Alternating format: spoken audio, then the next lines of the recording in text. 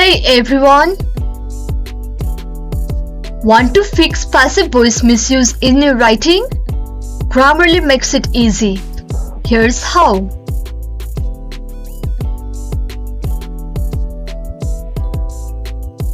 First, open your document in Grammarly.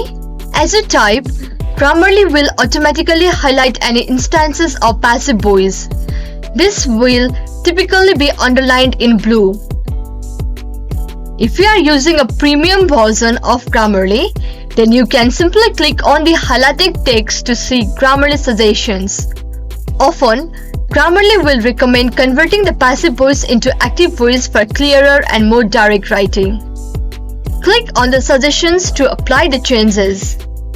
You can also click See More for additional content and examples. And that's it. With Grammarly's real-time suggestions, you can easily correct passive voice misuse and make your writing stronger and more engaging. If you found this tip helpful, give it a thumbs up and subscribe for more writing tips. Thanks for watching. Happy writing!